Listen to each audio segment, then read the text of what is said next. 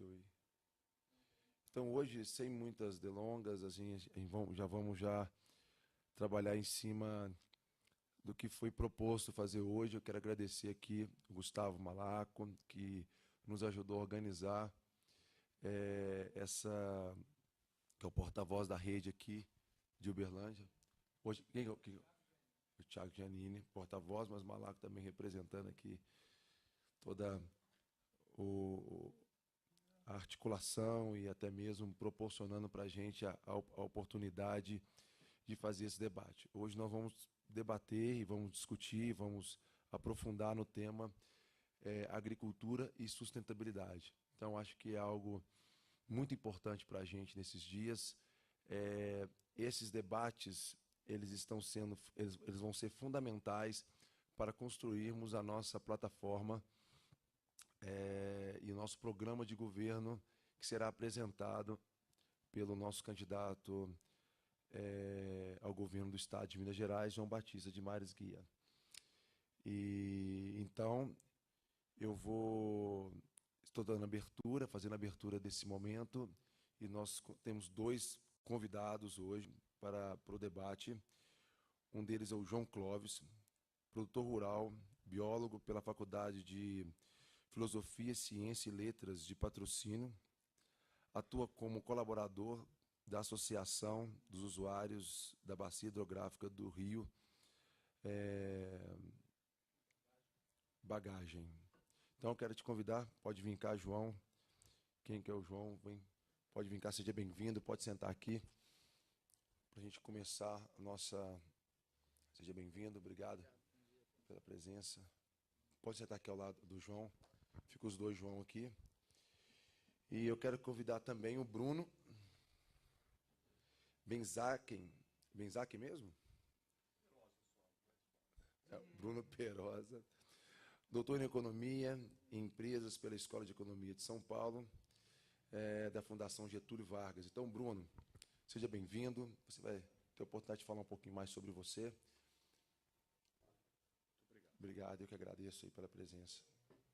Então, pessoal, a dinâmica do nosso debate hoje vai ser mais ou menos assim. Cada expositor terá mais ou menos meia hora para poder fazer a sua contribuição, fazer o seu debate bem livre. E logo após, nós vamos escutar o Bruno, o João, e depois nós vamos escutar o nosso candidato ao governo do Estado, João Batista. Está aqui com a gente também o Eduardo, o candidato a vice-governador, juntamente com o João. Eu, que sou candidato ao Senado, né, pela Rede de Sustentabilidade. Nós estamos também com o nosso candidato deputado federal, que é o Eduardo. E eu espero que hoje seja um dia que a gente possa, de fato, inaugurar esses debates que nós faremos em todo o Estado de Minas Gerais. Então, acompanhe a gente pelos eixos 18, por todo o Estado de Minas Gerais. Então, eu vou assim dar as boas-vindas aqui ao João, ao Bruno e ao João Batista, nessa manhã, para que a gente possa começar esses debates e construir juntos esse projeto que é fundamentado numa ideia em que cada bacia hidrográfica do Estado de Minas Gerais ela tem uma vocação, e o nosso objetivo é debater e organizar, a partir das bacias hidrográficas de todo o Estado de Minas Gerais, o plano de governo para o Estado de Minas Gerais. Então, eu vou começar aqui. Seja bem-vindo, Bruno, João.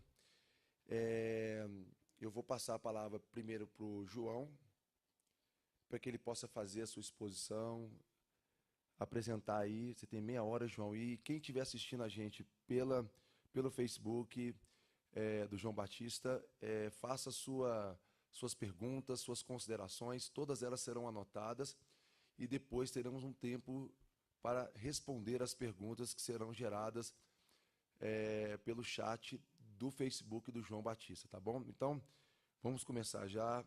Nós já estamos agora às 9h54, 10 horas da manhã.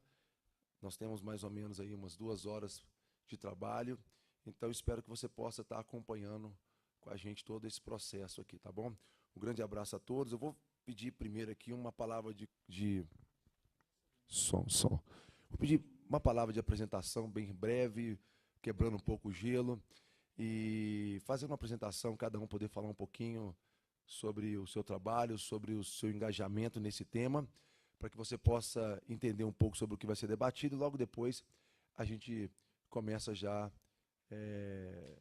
as exposições, tá bom? Bruno. Agora é só para me apresentar, então. Tá. Primeiro eu queria agradecer o convite que o Gustavo entrou em contato, parabenizar a Rede Sustentabilidade, os seus candidatos. Eu acho que é uma forma bem interessante de construir uma agenda, né, para não chegar só fazendo proposta de políticas na época de eleição, mas tentar construir a partir de uma base, construir esse programa. E parabenizar mais ainda essa agenda da Rede Sustentabilidade, que tem essa temática importante, essa questão ambiental, que a gente está vendo que está crescendo muito, a importância disso no debate, mas que a gente percebe que a nossa política tradicional ainda tem uma certa dificuldade em assimilar isso. Tá? Tanto a nossa esquerda quanto a nossa direita, ela tem uma dificuldade de assimilar. Então a gente teve governos de centro e de esquerda nos últimos anos no Brasil, e nenhum deles teve uma boa agenda ambiental. Tá? Então eu acho que é um posicionamento interessante, e inserir isso no debate político brasileiro é algo muito importante. E eu estou muito honrado de poder contribuir. Acho que, sumariamente, eu sou professor aqui da Universidade Federal de Uberlândia, do Departamento de Economia. Eu sou economista agrícola, tá? Mas boa parte das minhas pesquisas estão voltadas à questão da sustentabilidade na agricultura. Acho que é por isso que o Gustavo chegou no convite em mim, foi por causa disso. Tá? Então eu estudo muito certificações ambientais, certificações de carbono, e ultimamente eu estou trabalhando em alguns projetos, até com a Embrapa Meio Ambiente, no que é chamado de Plataforma Agricultura de Baixo Carbono, ou ABC. A gente está fazendo alguns estudos para ver a viabilidade de uso de certificações e o tipo de política pública que poderia ser desenvolvida para fomentar práticas mais sustentáveis na agricultura brasileira. Tá? Então eu tenho trabalhado com isso. E eu vou fazer um panorama geral, um pouquinho sobre a evolução da agricultura e a questão da sustentabilidade, e vou tentar fechar um pouco com essas iniciativas aí. Então, eu vou ficar... O João vai ser agora, né?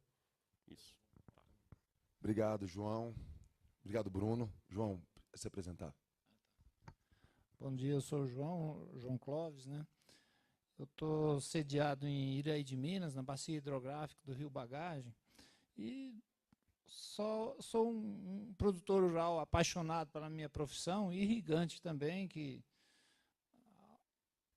apaixonado também, e também pela parte ambiental. A gente passa, há muitos anos, a gente está numa área de conflito, lá naquela bacia hidrográfica, muito importante, altamente produtiva, mas agora vocês imaginam virar uma área de conflito, né? Então a gente tem passagens e passagens, teve que tomar rumos diferentes, teve que fazer uma parceria com o poder público, com o município, e assim tivemos que tomar diversos caminhos que eu sempre participei, desde a criação tivemos que criar uma associação dos irrigantes, né? E depois entramos no coletivo, porque a gente viu que o Estado não tinha condições de analisar parte por parte, e são histórias, né? Mas, com certeza, eu participei daquilo lá dia a dia, hora a hora, e, como produtor, eu vejo diversas coisas. Por exemplo, eu estava refletindo hoje comigo, né? O problema nosso é cultural. Agora imagina a gente defrontar, às vezes, eu estava pensando até num técnico de futebol. Imagina um técnico de futebol precisar encarar um monte de jogador de futebol que ganharam um monte de dinheiro, né? Uma cultura, né, mais está faltando, né? Então, dentro da parte não agrícola, ou talvez eu esteja falando demais, mas mais ou menos eu enxergo assim. Se a gente conseguisse colocar a cultura na frente, na escola, o que a gente está conseguindo fazer isso, né? A gente fez um caderninho, a gente está indo nas escolas, né? Tentando educar os nossos meninos hoje, e eu acho que é mais ou menos por aí que a gente consegue melhorar hoje a gestão agrícola.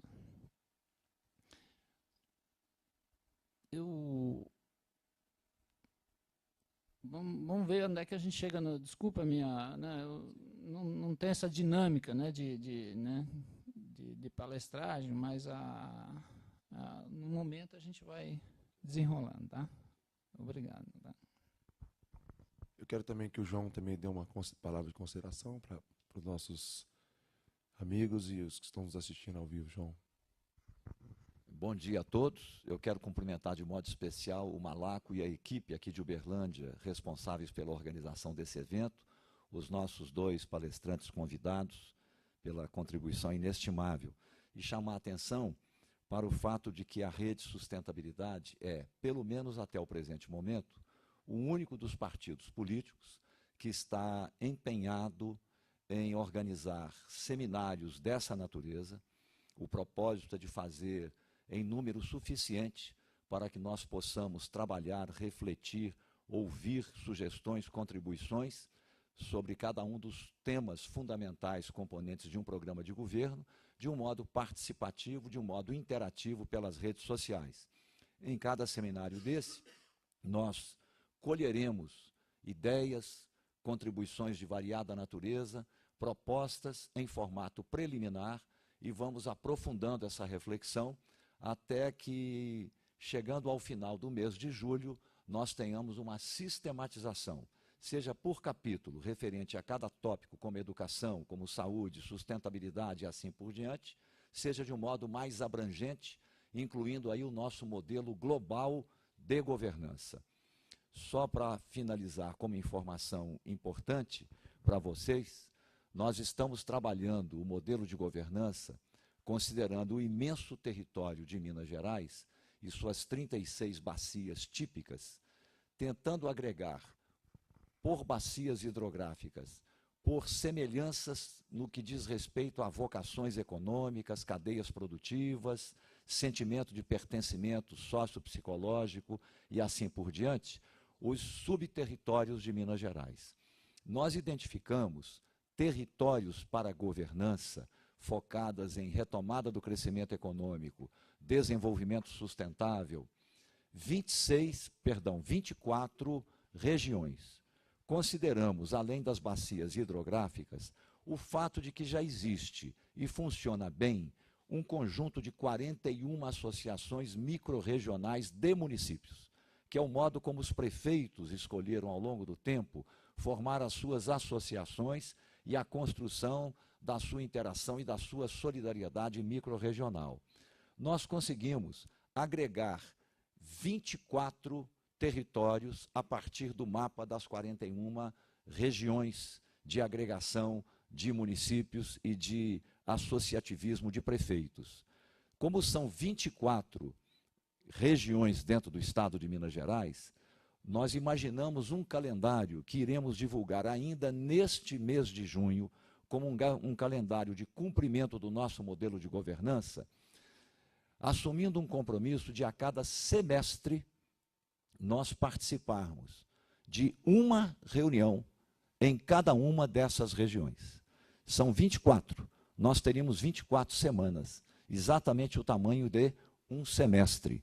Portanto, o governador eleito terá a cada semana, por semestre, um deslocamento, no mínimo, ao interior, para participar em determinada cidade, dentro daquele território típico, de uma reunião, começando às 7h30 da manhã, para terminar às 5 horas da tarde, com agenda, assuntos e a participação de prefeitos, presidentes de Câmara, lideranças empresariais, reitores de universidades, algumas lideranças espirituais e de movimentos sociais. É uma assembleia grande, mas em roda, para nós discutirmos, debatermos, polemizarmos, formarmos consenso e dali chegarmos a conclusões com metas de progresso para um semestre de trabalho até a próxima reunião, que será em continuidade semestralizada durante os 4 anos e com uma pessoa responsável regionalmente ou uma equipe pelo processo de monitoramento para verificarmos em tempo real o cumprimento dos acordos e das metas que forem ali decididas. E eu penso, inclusive, que para coordenar todo esse trabalho em Minas Gerais, envolvendo as 24 regiões, e gerenciar o cumprimento, o monitoramento e o cumprimento das metas, nada melhor do que ter um companheiro vice-governador, o Eduardo Lucas, que ali se encontra, como vice-governador, tendo um papel proativo no nosso modelo de governança e não ficando como uma figura simbólica que eventualmente substitua o governador ou o represente em eventos e em solenidades, mas, pelo contrário, teria um papel governativo muito proativo, muito corresponsável, muito solidário junto ao governador e ao secretariado, ficando responsável pelo funcionamento geral desse modelo de governança, de interiorização do nosso governo como governo participativo. Eu, pessoalmente, governador eleito, estarei em todas as reuniões durante os 4 anos, sem nenhuma exceção. É o modo que teremos de interiorizar o governo, descentralizar, fomentar a participação e trabalhar políticas públicas integradas, a política de meio ambiente, a política de segurança pública, a política de retomada do crescimento econômico, a questão da infraestrutura, educação, saúde, dentre outros assuntos fundamentais, envolvendo a participação das lideranças regionais, independentemente de partido político, independentemente de posições no espectro ideológico do campo em que se distribuem as diferentes correntes de pensamento. É o modo como entendemos a valorização da diversidade civilizatória de Minas Gerais numa perspectiva de unidade para o desenvolvimento sustentável com inclusão social. Então, eu quero cumprimentar os 2 palestrantes por essa generosa contribuição. Eu vou aqui me permitir anotar o que vocês vão falar para depois fazer alguns comentários, por isso eu vou usar o computador, mas completamente atento a tudo que vocês dirão aqui ao longo do nosso debate. Pode deixar esse microfone. Então tá, nós vamos começar a primeira exposição com o Bruno. Então, Bruno Perosa, certo? Fica à vontade. Muito obrigado. Então, muito obrigado. Tá ok o som? Tá.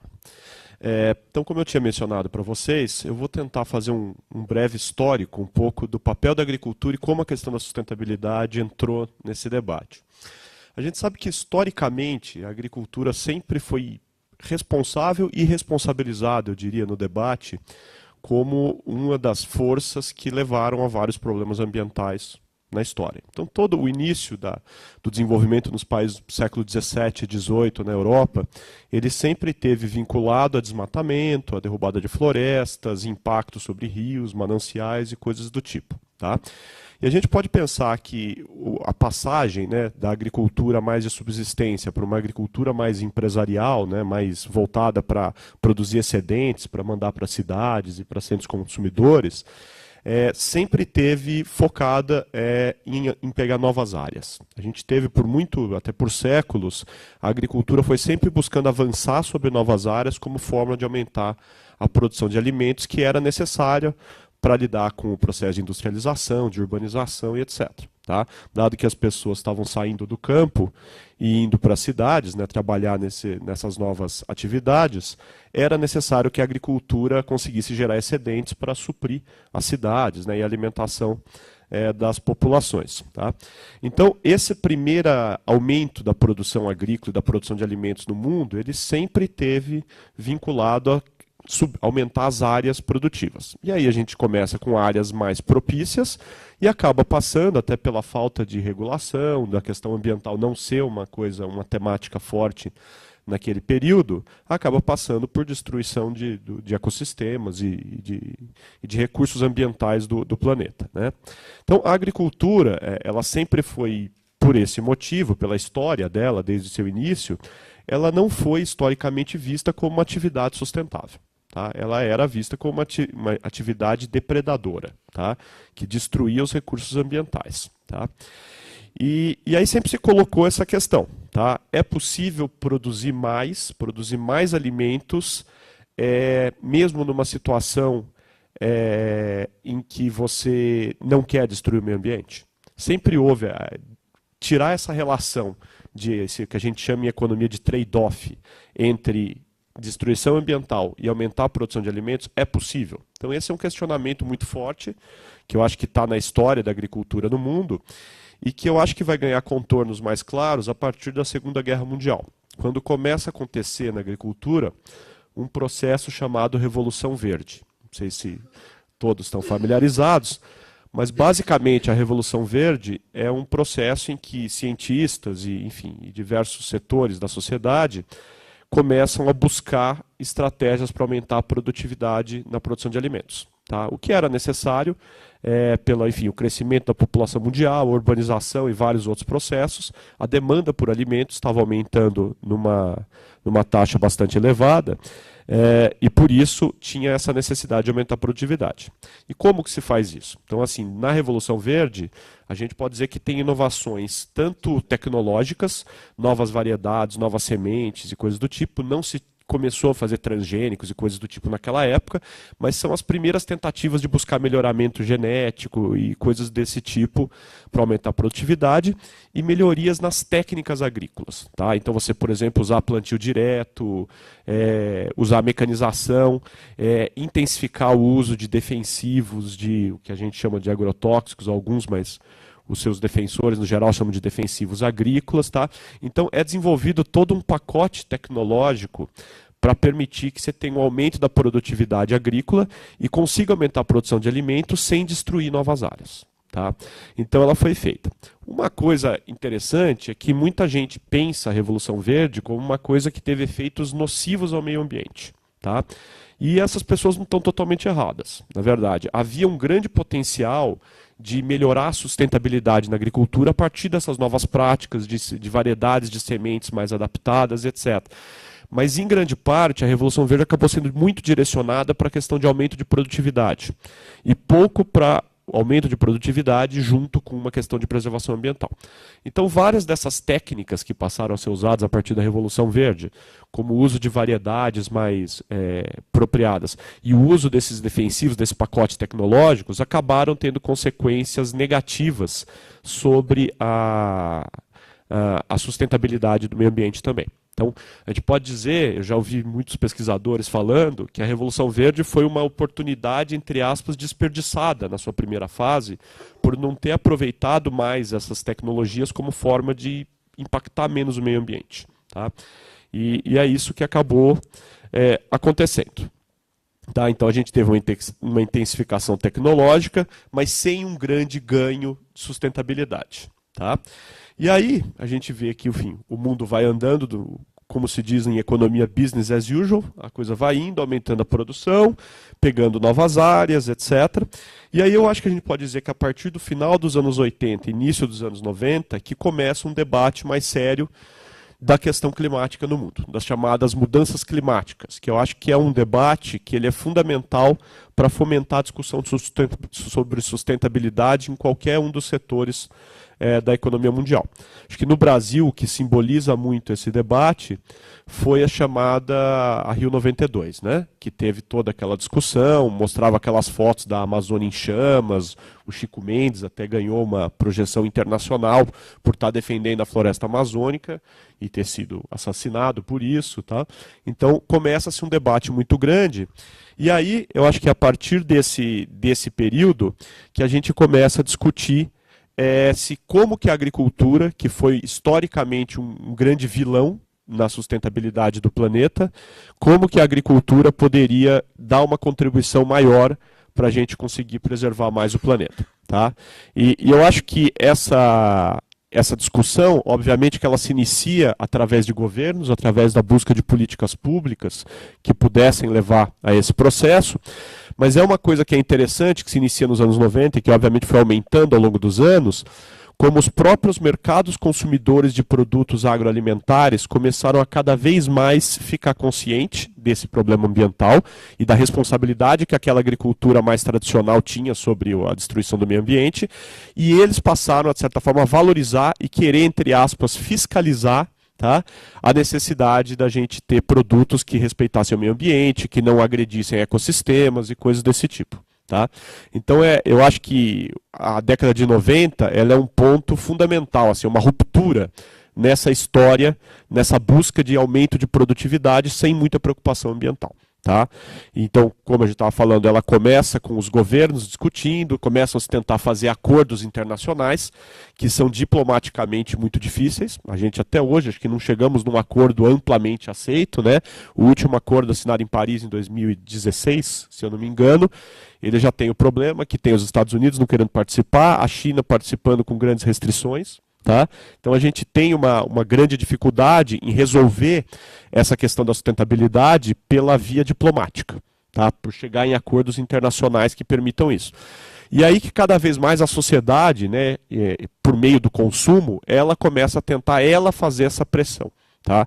Ela buscar pressionar as cadeias produtivas, né, as cadeias de valor, ela buscar isso por meio do consumo. E como é que a sociedade faz isso? Ela quer, de certa forma, dar mais valor ou consumir mais os produtos que estão, de certa forma, não impactando negativamente sobre o meio ambiente. Tá?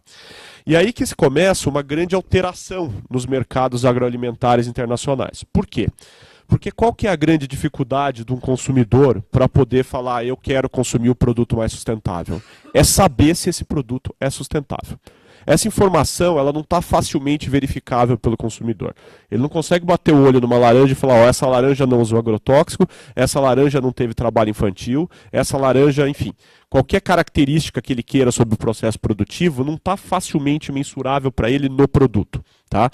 Bens industriais, a gente já tem há um tempo muito maior, por meio de marca, por meio de alguns selos, etc., já havia uma diferenciação de produtos de bens industriais. Na agricultura, isso vai começar a acontecer efetivamente a partir dos anos 90. Tá? Como que eu consigo dizer se um produto é mais ou menos sustentável? Porque sem essa informação, num custo viável e barato para o consumidor, ele não tem como fazer essa escolha consciente dele para fomentar mais as cadeias de valor que produzem produtos sustentáveis. Tá? E aí que começa um grande desafio. Por que é um grande desafio? Tá?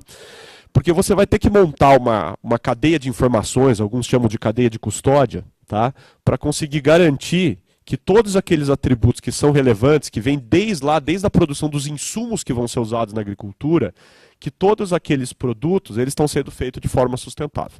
Então, como é que a gente vai conseguir garantir isso?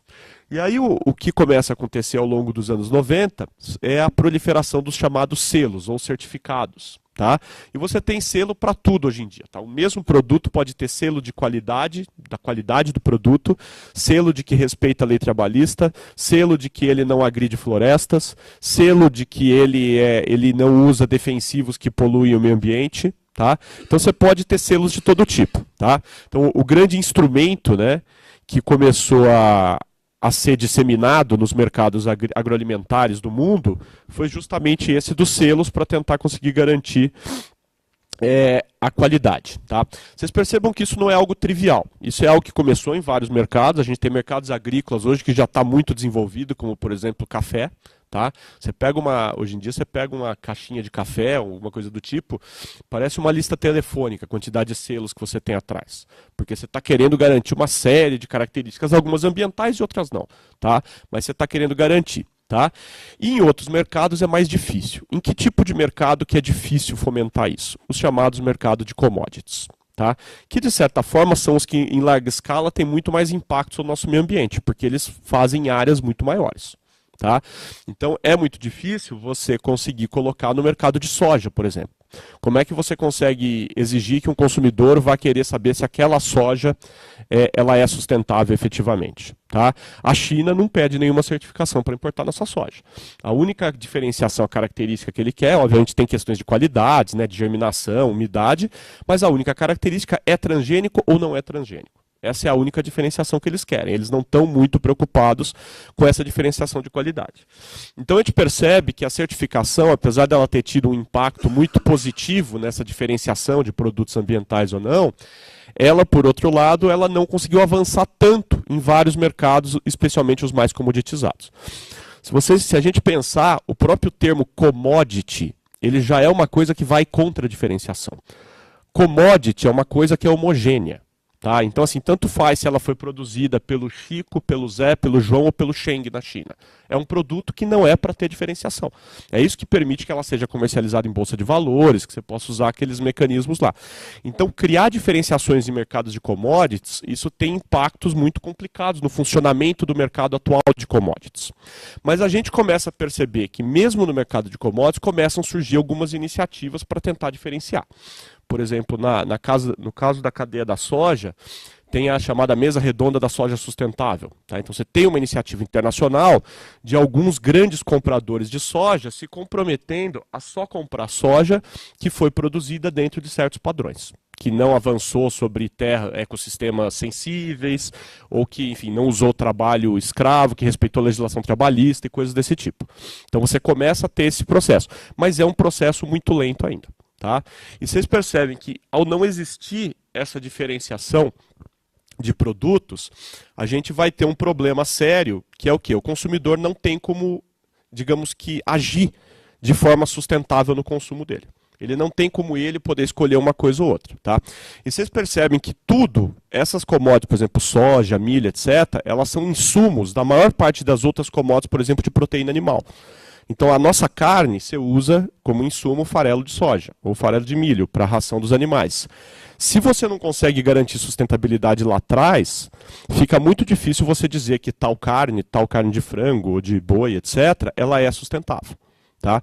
Então, o fato da gente não conseguir avançar tanto nessa diferenciação por sustentabilidade nesses produtos básicos, né, na soja, no milho, enfim, no que é usado como ração animal, dificulta muito o desenvolvimento de mercados sustentáveis para os produtos finais, como as carnes, etc.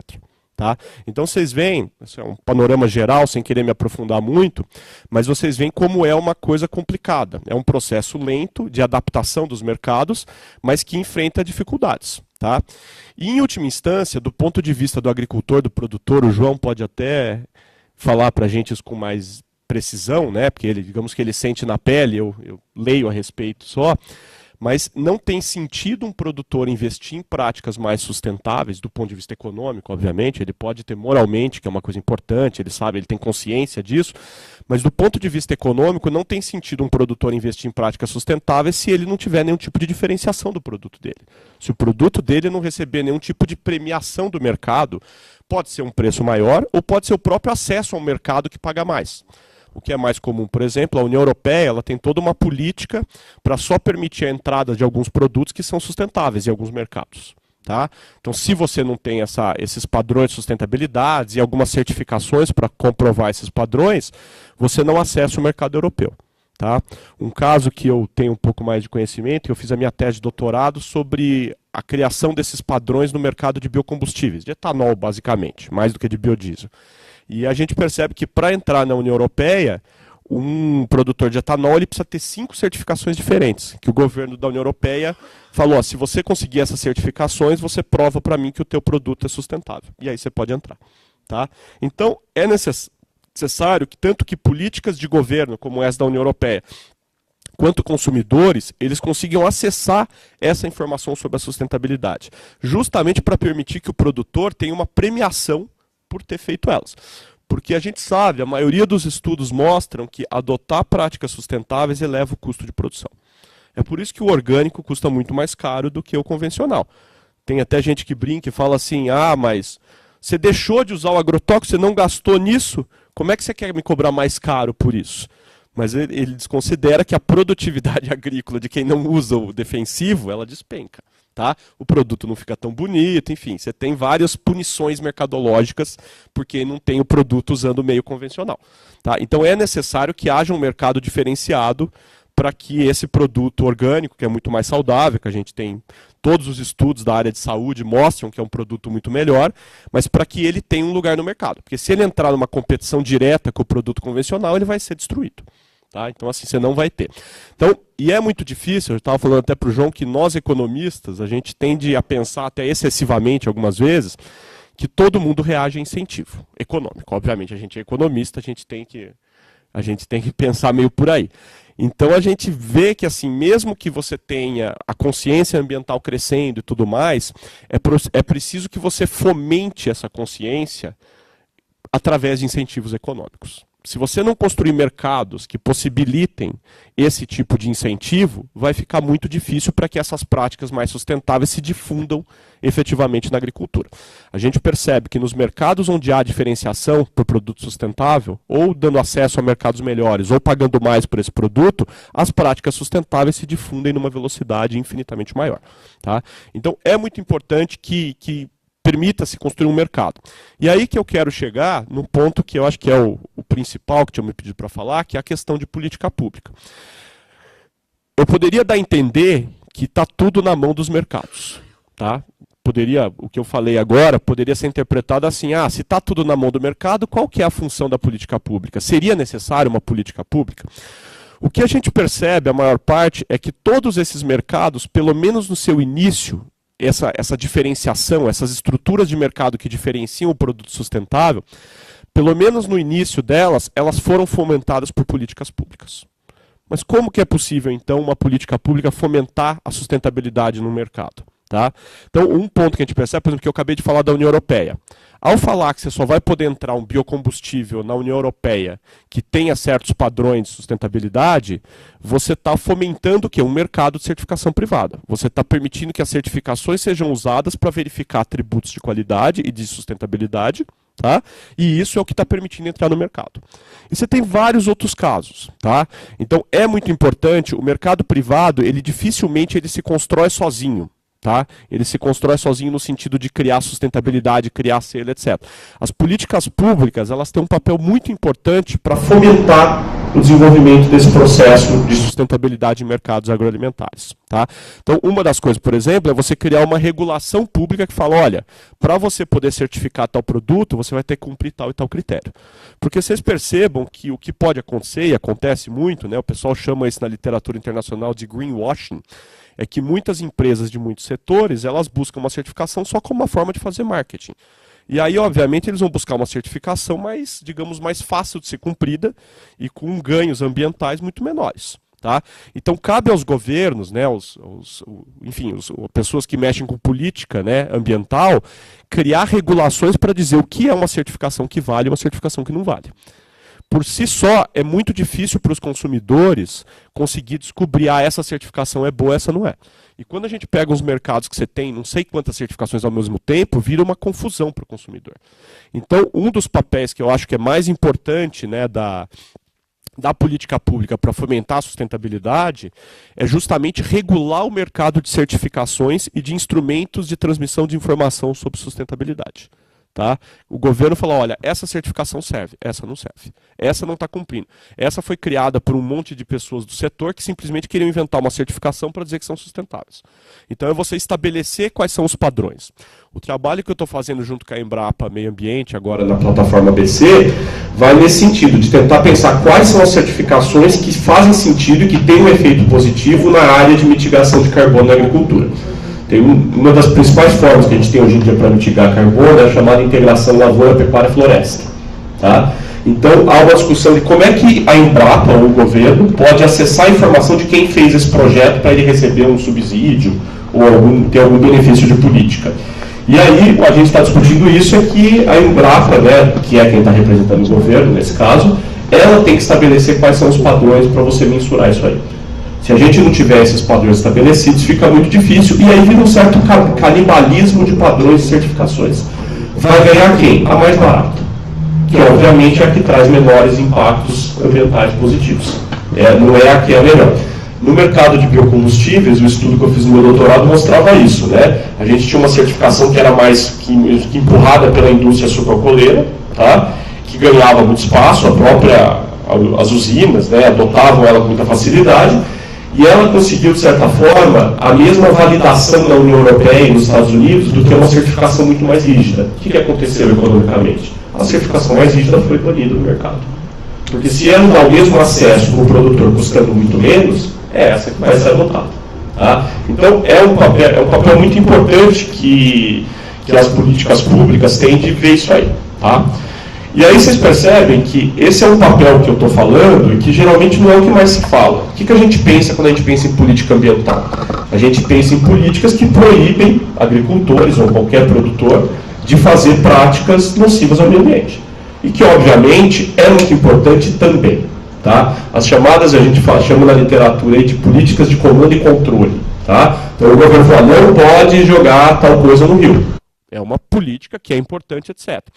Mas o que eu queria chamar a atenção, e é por isso que eu enfatizei muito mais essa questão de como lidar, fazer políticas que ajudem o mercado a separar o produto sustentável do não, é porque há um limite muito grande para essas políticas de comando e controle. A gente vê que, historicamente, a atuação do Estado no setor ambiental, a partir dos anos 60 e 70, ela começou com essas políticas. E ficou meio claro que há um limite para essas políticas. Tá? Por quê? Primeiro, elas são custosas. Então a gente vê toda vez quanto que o IBAMA tem pouco recurso para fiscalizar, para fazer esse tipo de monitoramento. Tá? Então ela é cara de ser feita pelo Estado. Então ela é uma política que tem isso aí. Depois a gente percebe, no caso brasileiro, mais especificamente, uma dificuldade muito grande que a gente tem do Estado brasileiro em ter uma posição mais ativa em setores que são muito bem relacionados com o Estado. Então a gente tem um processo de captura política do Estado, muitas vezes. O Estado acaba sendo capturado por setores que têm interesses em coisas que não são ambientalmente muito corretas. Tá? E isso é um problema. Tá? A gente está falando aqui que a questão da sustentabilidade não entra muito no debate político, né? E não é à toa isso.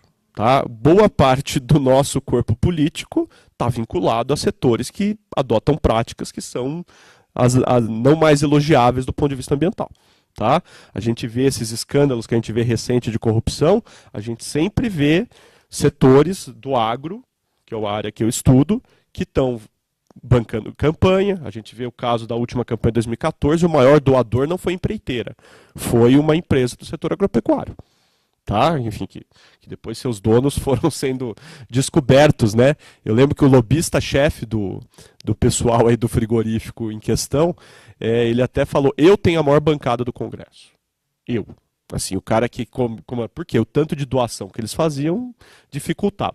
Então, a política de comando e controle, que é aquela política que o Estado proíbe a prática e fiscaliza, ela fica cada vez mais minada por esse processo de captura. Né? Corrupção, obviamente, que é uma coisa que está no nosso sistema político, mas há uma captura do Estado nisso. Então é difícil contar só com essas políticas. É óbvio que elas também são necessárias. Tá? Eu diria que são políticas necessárias, mas não suficientes. Então, o que a gente defende, eu vejo muitas pessoas, né, que eu acho que tem bom entendimento disso, experiência no Brasil, é que essas políticas de comando e controle, né, elas têm que ser completadas ou fomentadas com essas políticas que induzam o mercado a diferenciar o produto de maior sustentabilidade do menor. Tá? O mercado tem um papel importante e é um papel que tem que ser fomentado pela política pública. A gente não pode achar que o Estado vai ter por si próprio como garantir a sustentabilidade. Acho que no caso brasileiro, a nossa história mostra que ele não consegue e às vezes ele nem quer fazer isso. Tá?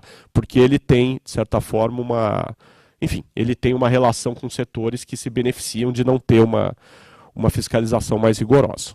Tá?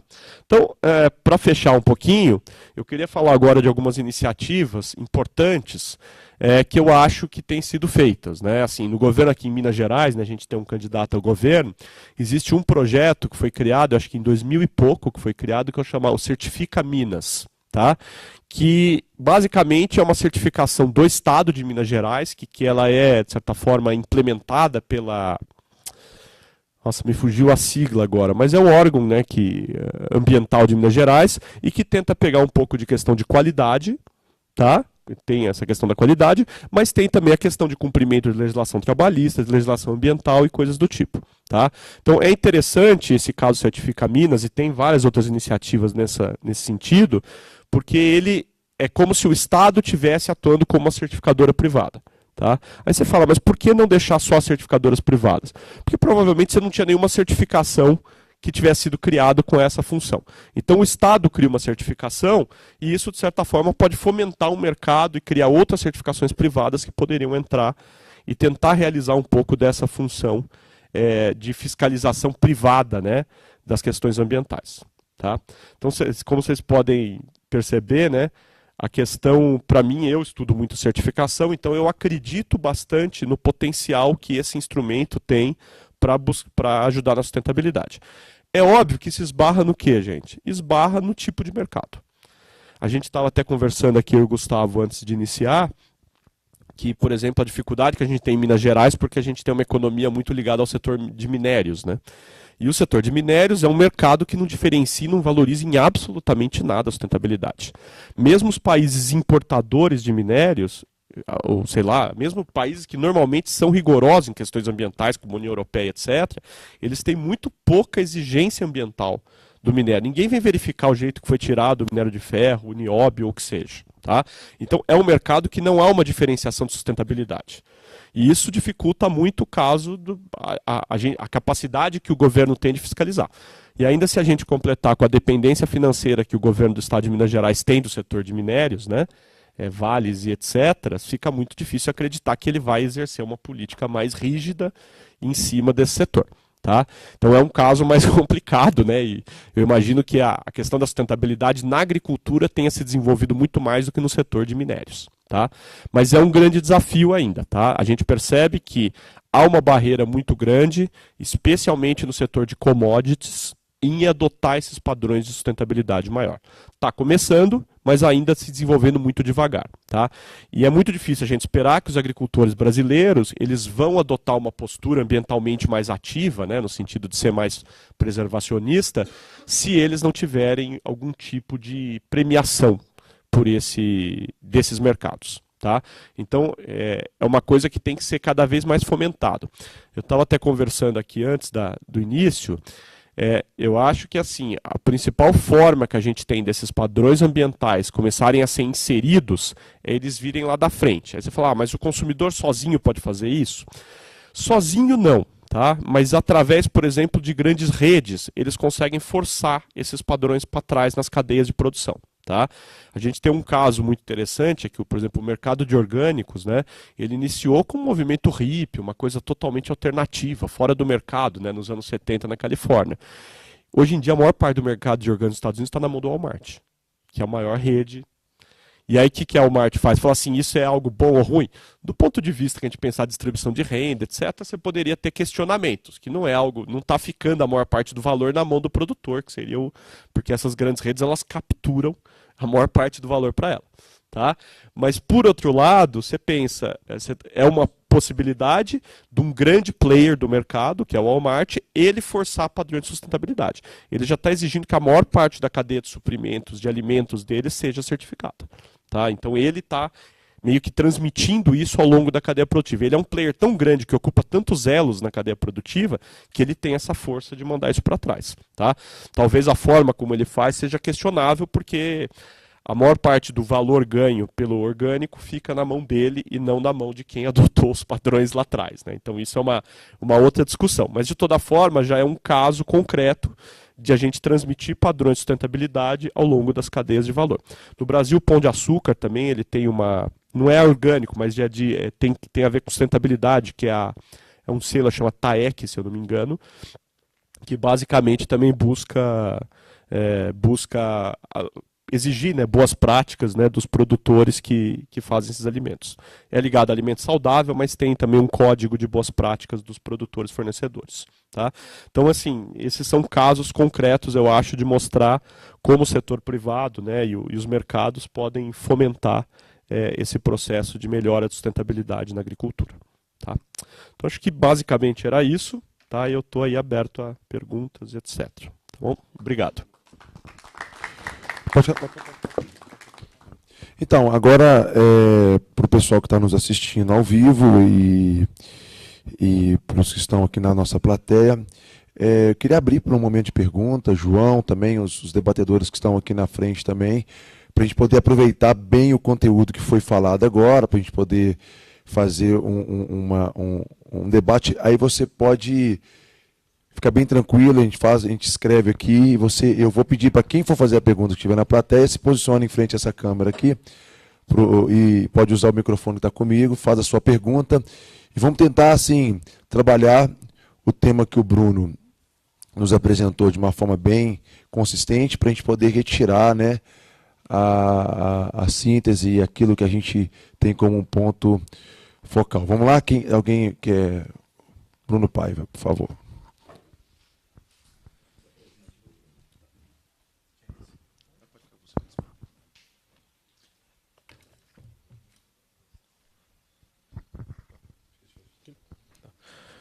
Bom dia a todos. Bom dia a todos. Bom dia, Bruno. Eu também me chamo Bruno Paiva. Sou estudante de economia da UFMG e sou filho de agricultor familiar. E eu tenho duas perguntas para te fazer.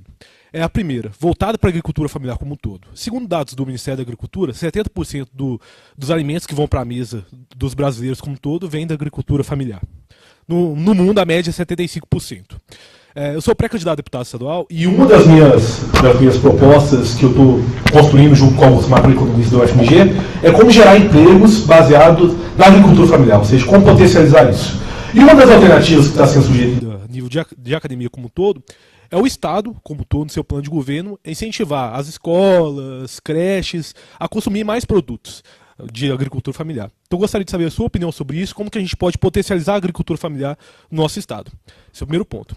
E o segundo ponto, eu sou filho de uma cidade que é considerada a capital mundial de café orgânico no mundo, né? Então, que é Machado. E alguns economistas, especialistas em políticas públicas da João Pinheiro, avaliam que em 20, 30, 40 anos não vai ser mais possível plantar café em Minas Gerais por causa das mudanças climáticas. Então, eu gostaria de saber como você vê isso, porque isso vai gerar um debate maior, que é mudar a nossa matriz econômica. Então, como você, como economista, vê essa transição de matriz econômica em Minas Gerais nos próximos 20, 30, 40 anos, dadas as mudanças climáticas? É isso. Então, obrigado pelas perguntas, bem interessantes. Tá? Bruno, a primeira questão aí, o papel da agricultura familiar, eu acho que é extremamente relevante, né? Até porque, historicamente, né, a nossa agricultura familiar também não é um exemplo de sustentabilidade. Tá? Assim, até porque, enfim, são famílias que lidam com uma restrição de recursos grandes e que também nunca tiveram muita diferenciação dos produtos que eles fazem nos mercados finais. Tá? Então, assim, como eu falei, fomentar os mercados para produtos agrícolas sustentáveis, eu acho, na minha visão como economista, é uma das bases do processo. Tá? Obviamente que a agricultura familiar tem um papel fundamental na produção de alimentos, né?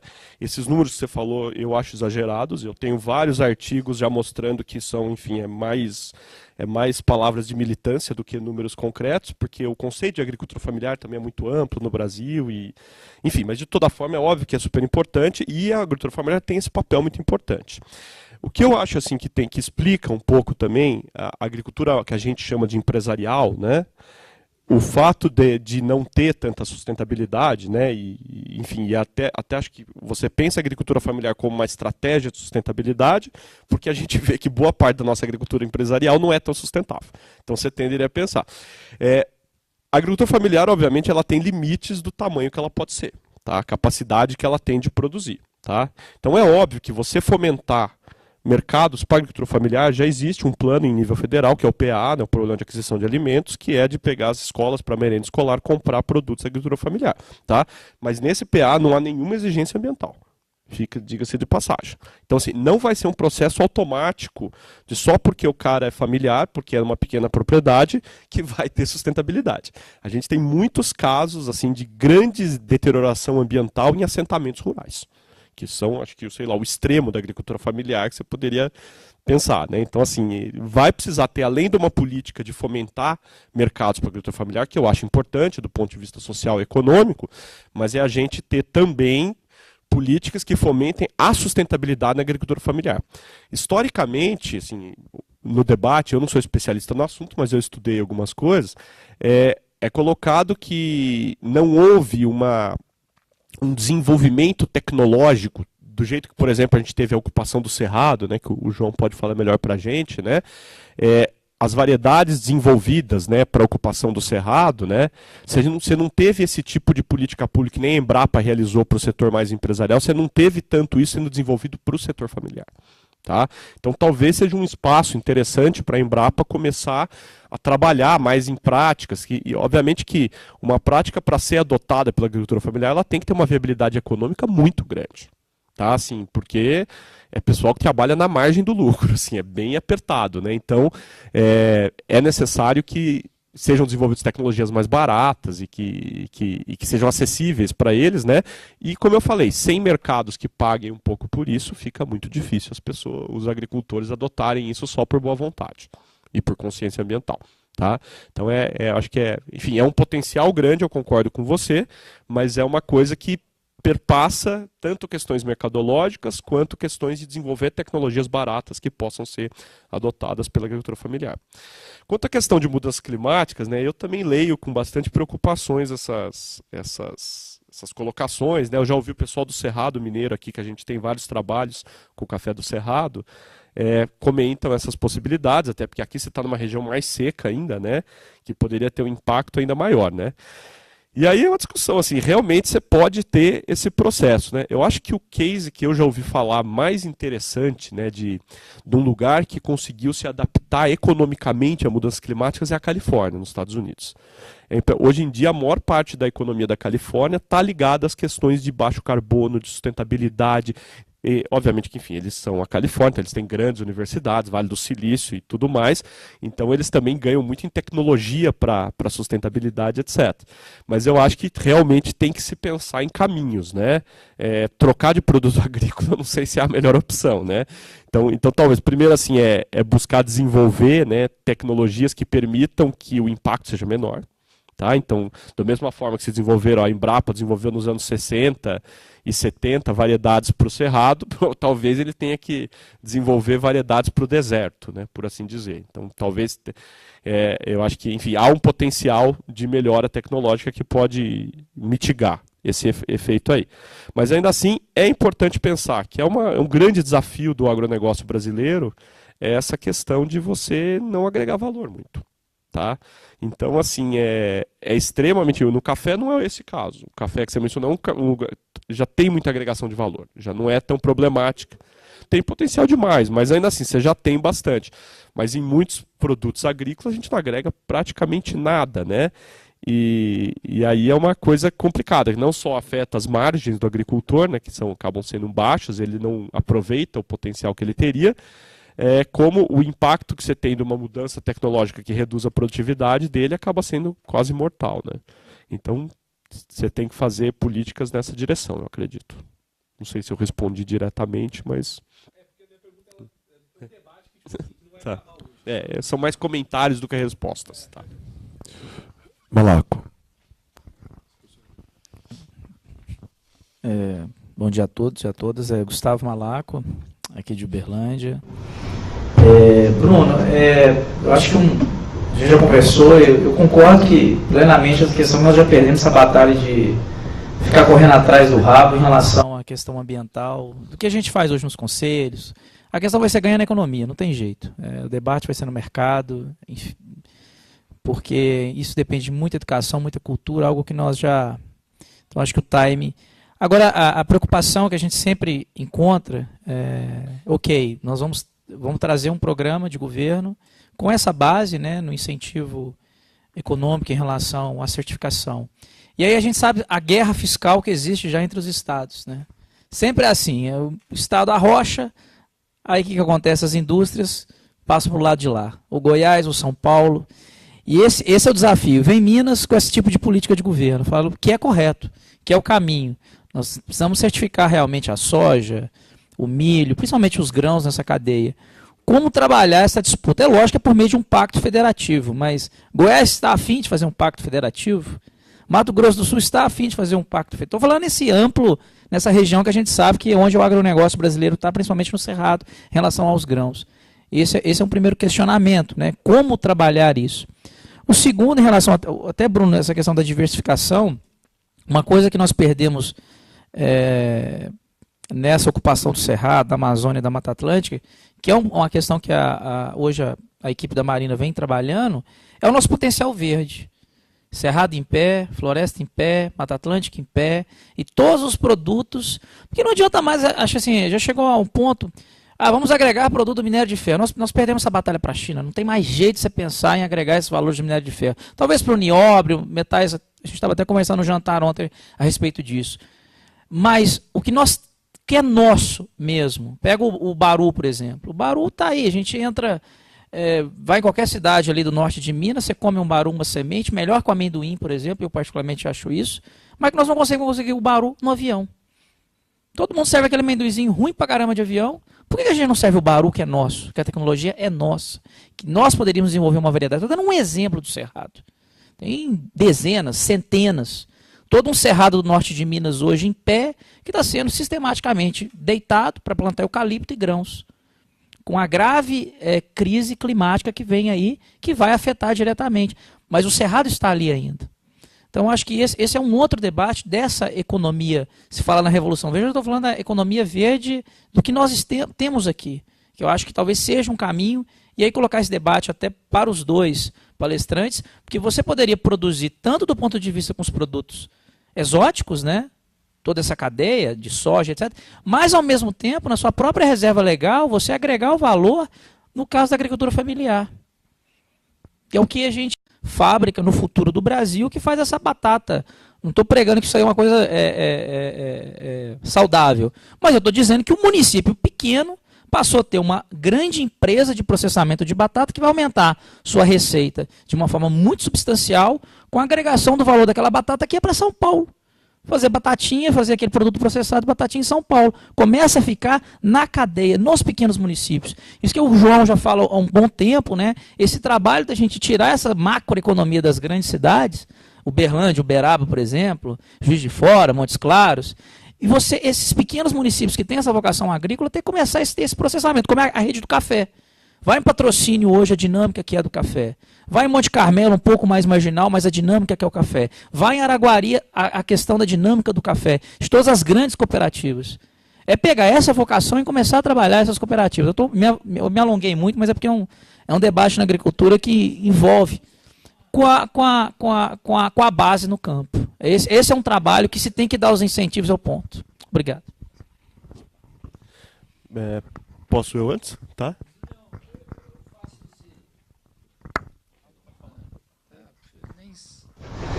Eu faço sempre esse desafio para os jovens que estão se formando hoje, né? Vou trabalhar por conta, tal. Então é um desafio.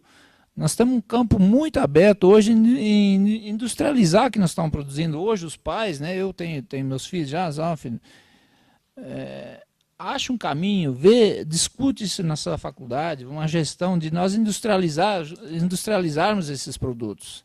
É um caminho amplo, aberto, e é um desafio que tem para esse pessoal novo hoje. Então, eu acho é um ponto a ser discutido. E é uma bandeira, eu acho que hoje um partido, vocês que estão querendo estão organizados e eu acho viável. Tá. Eu vou comentar a primeira provocação sua, Gustavo, em relação a essa questão de qual é a capacidade de uma unidade federativa, de um ente federativo, né, geográfico, de implementar políticas, sendo que ele concorre no mercado com outros entes que podem não adotar e, com isso, ganhar uma vantagem competitiva em relação aos demais.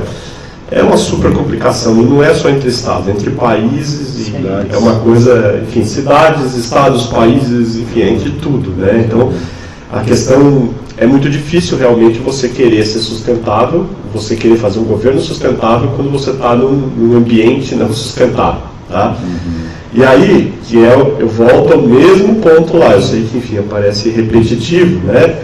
Ou o mercado final diferencia isso, ou não vai acontecer. Se for assim, é por isso que eu acredito tão pouco nas chamadas políticas de controle público, que estão desatreladas de uma diferenciação de mercado.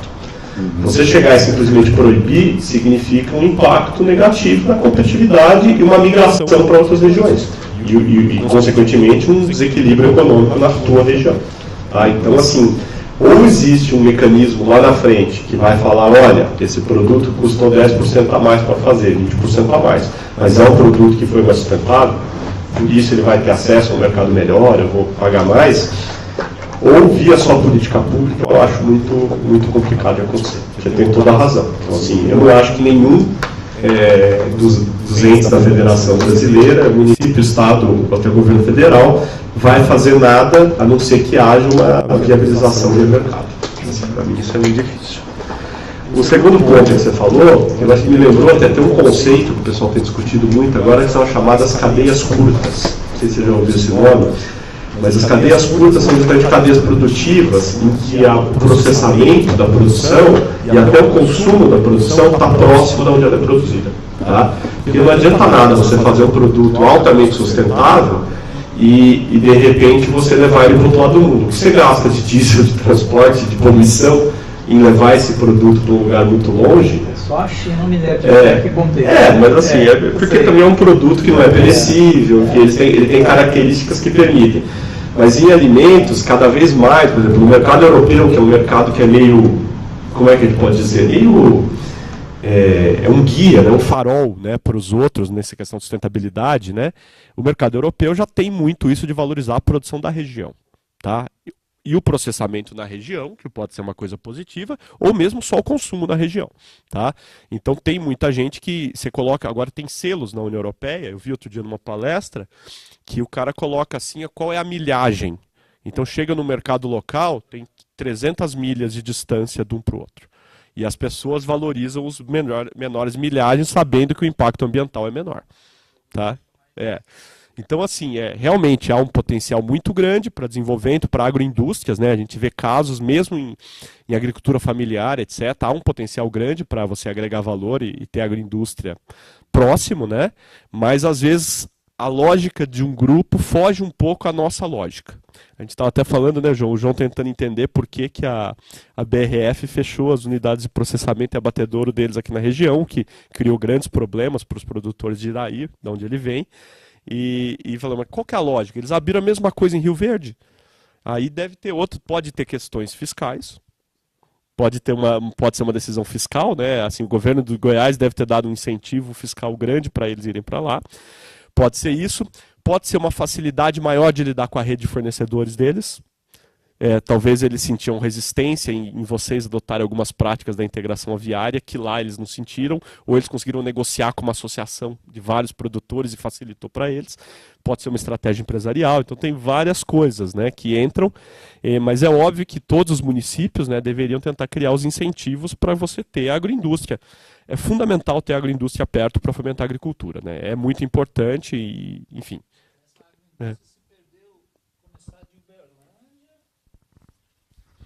Não foi só Iraí de Minas. Tá. Não, toda a região é afetada, região. com certeza. Né? Um frigorífico aqui em Uberlândia. Você conhece melhor o caso de lá, né? Mas assim, toda a região é afetada e isso cria um impacto negativo grande, né? Em várias... E é engraçado, isso aqui é uma coisa irônica do mundo, que é que eles...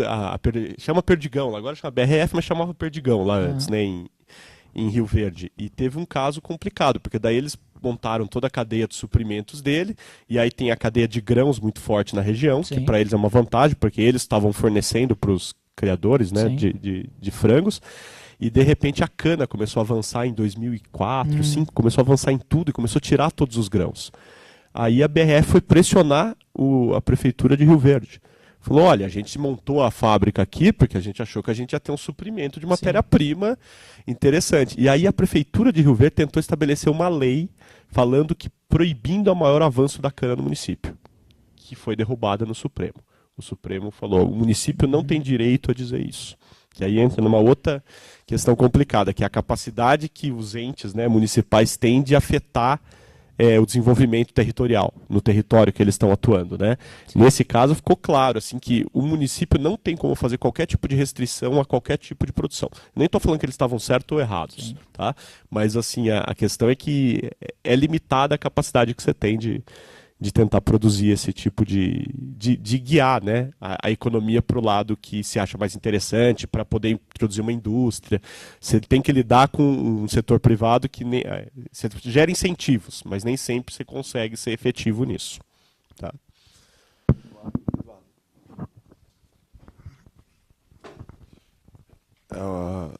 A última pergunta dessa rodada e depois nós vamos passar já para o nosso próximo debatedor, tá bom?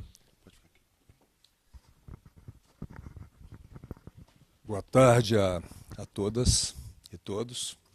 Cumprimentar aqui a mesa, na pessoa do nosso pré-candidato a governador, João Batista. Cumprimentar aqui o nosso palestrante, brilhante na sua exposição. Meu nome é Eduardo Lucas, estou como pré-candidato a vice-governador e também sou economista. Eu vou fazer uma colocação talvez um pouco inusitada com relação à exposição. Claro que a questão da produção alimentícia, especialmente no estado de Minas, né, e tendo conversado bastante sobre isso de ontem para cá, é da nossa vocação histórica e também, por que não tão presente, na produção de alimentos, né? E com essa questão da dificuldade de termos realmente a certificação de sustentabilidade.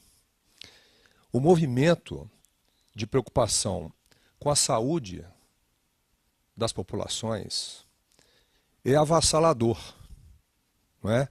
Eu sou de família de médicos, né? E debato isso o tempo todo, praticamente. E também como desportista hoje que sou, já fui atleta, a preocupação com relação à qualidade dos alimentos é extremamente importante. Isso posto, eu entendo que a maior força que temos é o próprio movimento da sociedade civil organizada na ampliação da sua consciência e de pressionar todas as instituições, todos os produtores também. Porque se nós contarmos apenas com as questões legais, ou a questão, às vezes, puramente de governos eleitos, em que pesa, às vezes, honradamente nós fazemos parte, né, Cacá, de um movimento, de uma expansão de consciência, mas, no geral, isso não acontece, porque a questão da predominância dos resultados econômicos se sobrepõe. Então, eu vejo, embora possa parecer um certo romantismo, mas não pela prática que a gente está já constatando, que quanto maior a força da sociedade civil organizada, somada à corrente da medicina que prevê, e olha que sou filho de alopatas, né?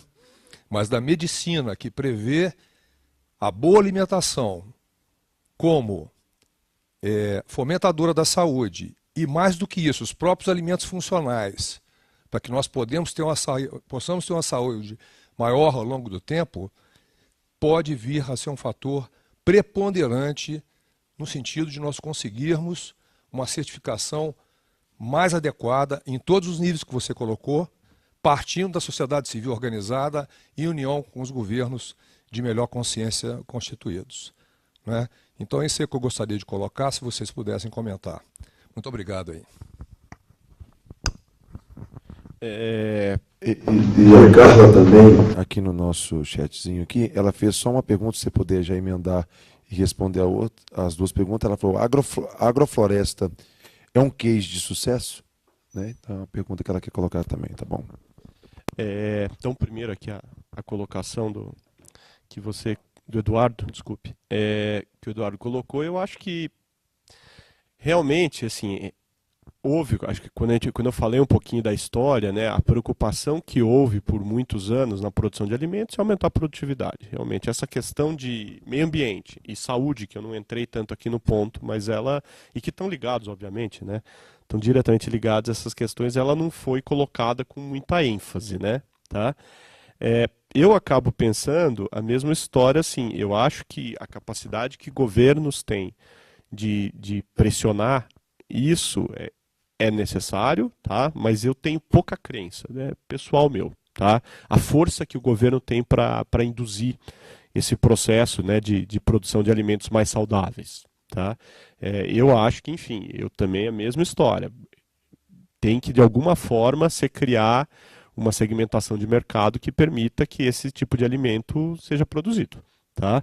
É óbvio que o governo tem um padrão mínimo que tem que ser exigido por lei, e inclusive as certificações, várias vezes, ela se apoia nos padrões mínimos legais, até supondo que a lei está sendo cumprida, o que nem sempre acontece. Mas quando a gente vê, especialmente no período recente, a atuação que o governo está tendo nisso, você vê, tem uma lei para passar lá liberando alguns defensivos, que é uma loucura. Assim, a SBPC se posicionou contra, todos os sanitaristas da área aí que são entendidos falam que mostra artigo científico para tudo que é lado, mostrando que é um absurdo o que está sendo liberado, e está sendo liberado, sabe? Então, assim, eu tenho pouca crença que o Estado vai realizar esse papel, tá? E só me resta, talvez eu seja mais romântico que você, Eduardo, de a sociedade civil organizada, você tem ONGs, etc. E como eu acho, enfim, via mercado também é uma forma dela pressionar, tá? Mas assim, não dá muita pista de que vai haver essa mudança, né? Mesmo com todos os impactos negativos que você está comentando na saúde das pessoas, das crianças, né? Que está tendo. Uma coisa legal do PAA, ele não tem tanta coisa ambiental, né, o plano de aquisição de alimentos da agricultura familiar, mas ele coloca um pouco uma questão de não ter defensivos, etc. Então, a questão da saúde nos alimentos está um pouco previsto. Então, talvez seja uma forma, né, de pelo menos para as crianças da rede pública, você conseguir garantir um produto que use menos defensivo, etc. Tá? Então, uma possibilidade. Por fim, a questão da agrofloresta, né? A agrofloresta é um conceito muito interessante. Mas assim, você fala um case de sucesso, é um sucesso em termos do ponto de vista de sustentável ambiental. Não se conseguiu ainda viabilizar mercados interessantes para ela, tanto é que ela está restrita, né, em espaços pequenos. Mas às vezes uma coisa dessa, o mais importante é mostrar caminhos, eu acho, né, guiar caminhos, né. Então, quando você vê o que se consegue fazer do ponto de vista de recuperação ambiental através de agrofloresta, da produção de alimentos em locais que estão totalmente degradados e destruídos, é extremamente interessante, né. O caso, não me recordo o nome, é um alemão que mora que é o Ernest, que é o papa aí dessa área de agroflorestas, né? É incrível, né? Assim, o que faz aquilo, né? A possibilidade de se expandir e ganhar espaços em mercados, etc., a gente ainda não vislumbra, infelizmente, uma possibilidade disso em escalas maiores, né?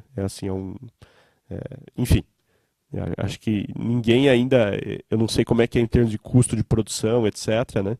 Mas eu acho ainda é um pouco difícil, né, disso se viabilizar numa escala maior, etc. Tá? Ok, obrigado, Bruno.